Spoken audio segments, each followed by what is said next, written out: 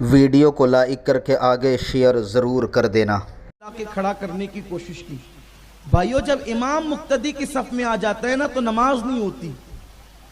اگر آپ امام کو آگے سے کھینچ کے پیچھے لے کر کے آ جائے اور امام تمہارے برابر کھڑا ہو جائے تو تم میں سے کسی کی نماز نہیں ہوگی۔ امام کو پیچھے کھینچ کر صف میں لائیں مقتدیوں میں تو بھی نماز نہیں ہوتی، اور مقتدی آگے بڑھ کر کے چلے جائے امام کے ساتھ کھڑے ہو تو بھی نماز نہیں ہوتی۔ اب آپ مجھے بتائیں کہ تمہاری مسجد کا امام اگر تمہارے صف میں آ کے کھڑا ہو جائے تو تمہاری نماز نہ ہو، اور تم اس کے ساتھ جا کر کھڑے ہو جاؤ تو تمہاری نماز نہ ہو۔ اب آپ مجھے بتائیں، امام الانبیاء کو آپ اپنی صف میں لا کے کھڑا کرنا چاہتے، لا تو نہیں سکتے، لیکن جیسے وہ امام کو کھینچ کر اپنی صف میں لاتے ان کی نماز نہیں، ویسے جو نبی کو اپنی صف میں کھڑا کرنا چاہتے ان کا ایمان نہیں، وہ مومن نہیں ہو سکتے۔ نبی کیا ہوتا ہے؟ نبی کی شان میں بیان کر رہا ہوں جو خلیل اللہ ہے۔ اور رہی بات امام الانبیاء کی تو وہاں تو جبریل کی بھی رسائی نہیں ہے کہ شان امام الانبیاء کیا ہے۔ اللہ اکبر! اپنے نبی کی شان یہ ہے، اپنے نبی کا مقام یہ ہے، اپنے نبی کا مرتبہ یہ ہے کہ بدر کے دن اللہ تبارک و تعالیٰ نے ایک روایت کے مطابق 1000 اور ایک روایت کے مطابق 4000 فرشتوں کو بدر کے میدان میں بھیجا۔ اے فرشتوں جاؤ، اور جبریل تو ان کا کمانڈر ان چیف بن کر کے جا، تو آگے آگے، فرشتے تیرے پیچھے پیچھے، ہاتھ میں تلوار لو اور میرے محبوب کے ساتھ ساتھ میں لڑو۔ میں آپ کو آپ کے ایمان کا واسطہ دے کر پوچھتا ہوں، آپ پڑھے لکھے ہیں تو آپ تحقیق کریں، کیا فرشتوں کا کام تلوار چلانا ہے؟ ارے فرشتے کا کام تلوار ہاتھ میں لینا نہیں، اس کا کام تو تسبیح اور مصلی ہے۔ نحنو نسبح بحمدک ونقدس لک، ہم تو تیری تسبیح اور تحلیل کرتے ہیں۔ ارے جنہیں تسبیح پہ ناز ہے، اللہ نے فرمایا تسبیح اور مصلی تمہارا کام ہے، لیکن اب میرا حبیب جو تلوار لے کر میدان میں آ گیا ہے تو فرشتوں اب اٹھو مصلی سے، چھوڑو تسبیح کو، اب میرے حبیب کے پیچھے پیچھے تلوار لے کر کے چلو۔ کل تک کے رکوع سجدہ تمہاری عبادت تھی، اب مصطفیٰ کے پیچھے تلوار لے کر چلنا تمہاری عبادت ہے۔ تمہارا کام لڑنا نہیں، تمہارا کام لڑنا نہیں، لیکن حبیب جو میدان میں آیا تو تم بھی میدان میں جاؤ۔ ورنہ ایک فرشتے میں اتنی طاقت ہے کہ پر مار دیتا تو بدر میں سارے کافر ہلاک ہو جاتے۔ یہ نہیں کہا کہ جا کے پر مار تو ہلاک ہو جائے، نہیں، پر مارنے سے بھی لڑائی ہوگی، لیکن حبیب کے ہاتھ میں جو تلوار آ گئی تو فرشتہ اب تم نے بھی تلوار ہی لینا ہے۔ یہ محبوب کا مقام ہے، یہ حبیب کا مرتبہ ہے۔ ورنہ ایک ہی فرشتہ کافی تھا بدر کو الٹنے کے لیے۔ جب قوم لوط کو پوری زمین الٹ دی گئی تو بدر والوں میں کیا طاقت تھی، لیکن کہا نہیں، فرشتہ پر مارے گا، چونکہ حبیب جو آ گیا ہے، حبیب تلوار لے کے آیا تو فرشتوں کو بھی تلوار دے کر کے کہا گیا عبادت کچھ نہیں ہے، ادائے حبیب کا نام ہی عبادت ہے۔ اور کیا عبادت ہے؟ وہ فرشتے نحنو نسبح بحمدک ونقدس لک کہہ رہے تھے، ہم تیری تسبیح کرتے ہیں اس لیے خلافت ہمیں ملنی چاہیے۔ تو اللہ فرما رہا ہے کہ یہ تسبیح صرف عبادت نہیں ہے، حبیب کے پیچھے چلنا عبادت، میرے محبوب کے پیچھے۔ اور ایک خاص بات آپ کو بتانا چاہتا ہوں جو بہت اہم ہے۔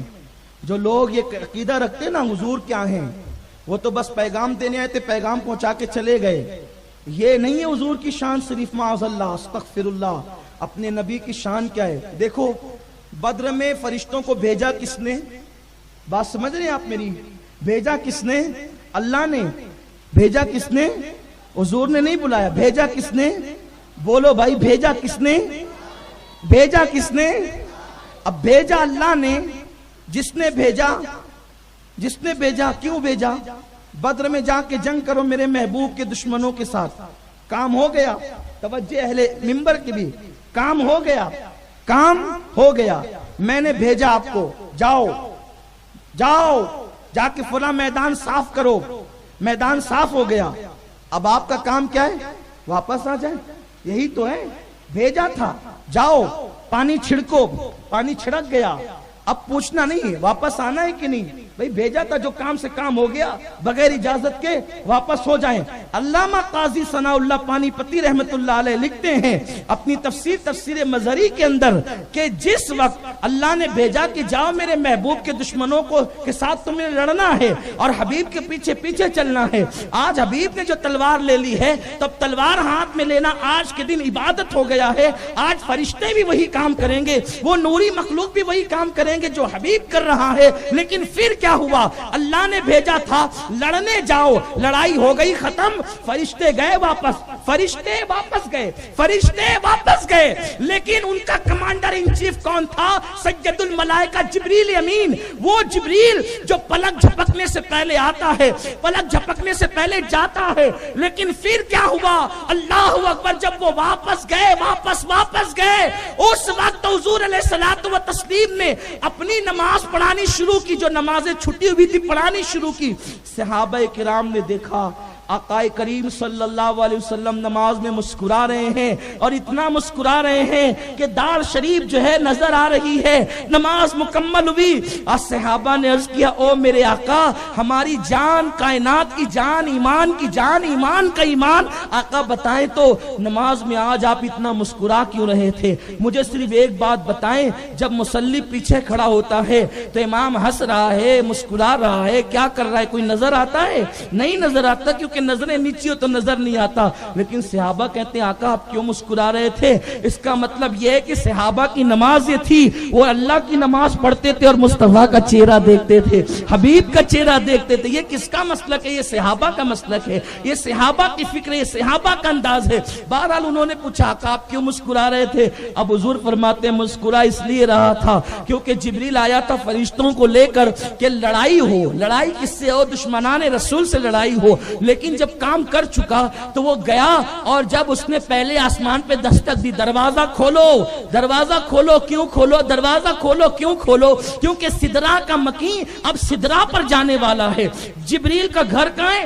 سدرا پر ہے، سدرۃ المنتہا پہ جانے والا ہے۔ اللہ نے فرمایا جبریل دروازہ کیوں کھولے؟ اللہ کام ہو گیا، کام سے فارغ ہو گیا، واپس آیا۔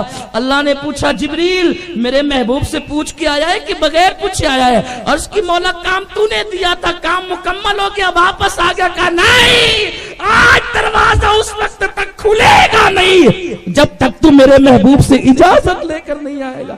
جا واپس جا، واپس جا، واپس جا، اور پہلے حبیب سے اجازت لے، اس کے بعد دروازہ کھلے گا۔ یہ مقام مصطفیٰ ہے کہ جبریل کا گھر سدرا ہے، ایک بار آ کر اجازت لیے بغیر چاہتا ہے تو اللہ کہتا ہے تیرے لیے دروازہ نہیں کھلے گا، پہلے حبیب سے اجازت لے کر۔ کیا حضور یہ بتا کے مسکرا کے کہتے وہ جو جبریل جا کے واپس اجازت لینے آیا تھا تو مجھے اس کے حال پہ ہنسی آ رہی تھی۔ یہ مقام مصطفیٰ ہے، مصطفیٰ کریم کا مقام ہے، اور اسی مقام کو ماننے کو اہل سنت کہتے ہیں، اور اسی کے انکار کو گمراہیت کہتے ہیں۔ جبریل آتا ہے، جبریل آئے تو اجازت کے بغیر واپس نہ جا سکے۔ اب بتائیں نا، وہ اپنی طرح بشر ہے، وہ اپنی طرح بشر ہے، اپنی طرح ہے۔ اپنی طرح ہوتے بتاؤ آپ سے بھی کبھی جبریل پوچھ کے گیا ہے؟ آپ نہیں، آپ کی صاحب پشتوں کی تاریخ آپ جمع کر لیں، کوئی ایسا نہیں ہوگا۔ وہ جس دن پوچھنے آئے گا اس دن آپ کو کوئی پوچھ نہیں سکتا۔ ہاں یہ بات ہے، اس لیے مسلمانوں اپنے نبی کی عظمت جانو، اپنے نبی کا مقام جانو، اپنے نبی کا مرتبہ جانو۔ عرض یہ کرنے چلا تھا کہ حضرت ابراہیم علیہ السلام اللہ کے پیغمبر تھے، ان سے کہا کہ یہ رب اکبر ہے، یہ سورج رب اکبر ہے۔ اور اچھا یہ رب اکبر ہے، آپ انتظار کرتے رہے کیونکہ معلوم تھا نکلا ہے تو یہ ڈوبے گا بھی، نکلا ہے تو یہ ڈوبے گا بھی۔ اللہ وہ ہے جو نکالتا بھی ہے ڈوباتا بھی ہے۔ تو جب وہ ڈوبنے لگا، سوریہ مہاراج جب ڈوبنے لگے تو حضرت ابراہیم علیہ السلام نے فرمایا، یہ ہنسنے کی بات نہیں ہے، بات ہنسنے کی نہیں ہے، بات ہی تو ڈوبنے کی ہے۔ کہ جب سورج ڈوبنے لگا فرمایا کہ یہ بھی تو ڈوب رہا ہے، جو رب اکبر ہے، جو سب سے بڑا ہے وہ ڈوب رہا ہے، تو میں ڈوبنے والے کو خدا نہیں مانتا۔ پھر آپ نے اب دلیل قائم فرمائی، اللہ وہ ہے، میرا رب وہ ہے، جب میں بیمار پڑتا ہوں تو وہ مجھے شفا عطا کرتا ہے، جب میں بھوکا ہوتا ہوں تو وہ مجھے غذا عطا کرتا ہے، جب میں پیاسا ہوں تو وہ مجھے پانی عطا کرتا ہے، اور جب میں دنیا سے رخصت ہو جاؤں گا تو پھر وہ میرے حال پر رحم فرمائے گا اور میرے درجات بلند فرمائے گا۔ حضرت ابراہیم علیہ السلام نے یہ دلائل جب قوم کے سامنے پیش کیا، ہونا تو یہ چاہیے تھا کہ لوگ مان لیتے، لیکن نہ مانا، اور انہوں نے پلان تیار کیا کہ ابراہیم کو آگ میں ڈال دیا جائے، لیکن اللہ کا پیغمبر اس پر بھی جو ہے ان سے نہ ڈرا، اس لیے کہ اللہ کا نبی جانتا ہے کہ اللہ کی راہ میں جتنی تکلیفیں آئے، جتنی مصیبتیں آئے، جتنی پریشانیاں آئے، بندہ اگر اس کو خندہ پیشانی سے جھیل لے، اس کا مقابلہ کرے، تو پھر دنیا کی کوئی طاقت اس کو شکست نہیں دے سکتی، اس لیے کہ اللہ کی طاقت ہے، ان اللہ علی کل شیء قدیر، وہ ہر چاہے پر قادر ہے۔ میرے پیارے آقا علیہ السلام کے پیارے دیوانوں، افسوس کا مقام ہے، افسوس کی بات ہے کہ مسلمان اللہ پر ایمان لانے کے بعد ویسا توکل نہیں کرتا جیسا اس کو بھروسہ کرنا چاہیے۔ اللہ رسول پر ایمان لانے کے بعد رسول کو وہ ایسا شان والا نہیں مانتا جیسا کہ اس کو نبی کو جیسی شان والا ماننا چاہیے تھا، اس مقام والا نہیں مانتا، بلکہ آج کا مسلمان در در کی ٹھوکریں کھا رہا ہے، کبھی اس در پہ کبھی اس در پہ۔ وجہ یہ ہے، ایک تو عقیدے میں پختگی نہ رہی، زبان سے کہہ لیا لا الہ تو کیا حاصل، دل و نگاہ مسلمان نہیں تو کچھ بھی نہیں، اور دوسرے مقام پر مسلمان کا حال یہ ہو گیا ہے، مسلمان کی کیفیت یہ ہو گئی ہے، ایک طرف تو عقیدے میں کمزور ہے، عقیدہ متزلزل ہے، اور دوسری طرف عمل کے معاملے میں بھی اتنی کمزوری آ گئی، اس قدر کمزوری آ گئی کہ آج کا مسلمان معاذ اللہ نمازوں سے دور ہے، عبادتوں سے دور ہے، توکل سے دور ہے، حیا سے دور ہے، پاک دامنی سے دور ہے، بے حیائی کا ماحول ہے، گندگی کا ماحول ہے، بدعملی کا ماحول ہے، برائیوں کا ماحول ہے۔ ہاں اب مسلمانوں کا حال یہ ہو گیا، صبح ہوتی ہے تو فجر کی نماز ترک کرتے کرتے ہوتی ہے،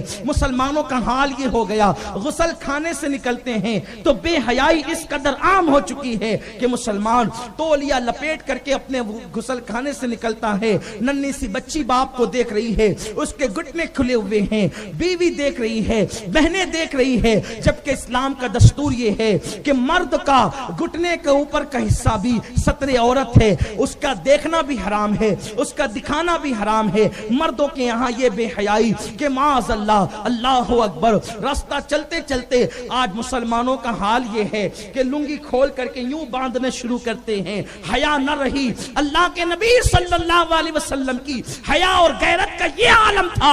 ام المومنین اما جان عائشہ صدیقہ فرماتی ہے حضور علیہ الصلوۃ والتسلیم ایسی حیا کرتے تھے کہ جیسی حیا کواری لڑکیاں مردوں سے جتنا نہیں کرتی، اس سے زیادہ اللہ کے نبی صلی اللہ علیہ وسلم لوگوں سے حیا فرماتے تھے۔